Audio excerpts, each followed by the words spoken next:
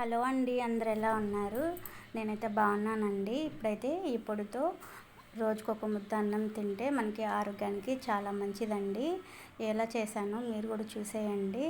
ఇప్పుడైతే నేను నల్ల నువ్వులు, తెల్ల నువ్వులు, శనగలు తీసుకున్నాను, ఎండుమిర్చి, తర్వాత పోపు దినుసులు, వెల్లుల్లి, ఇంకా ఇవి అయితే అవిసె గింజలు కూడా తీసుకున్నానండి, ఫ్లాక్స్ సీడ్స్. ఇవైతే ఇప్పుడు కడాయి పెట్టుకుని ఆయిల్ వేసుకుంటున్నానండి. తర్వాత ఇవన్నీ ఎండుమిర్చి ఒక 15 అయితే తీసుకున్నాను.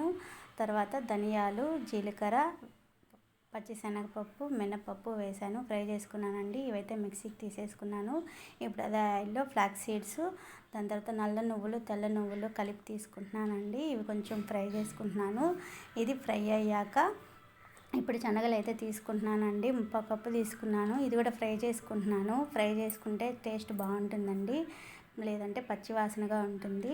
ఇప్పుడైతే ఇది ముందు ఎండుమిరపకాయలు, సాల్ట్ వేసుకొని మిక్సీ పట్టుకున్నాను. దాని తర్వాత వేయించుకున్న నల్ల నువ్వులు, శనగలు అయితే మిక్సీ పట్టుకుంటున్నాను.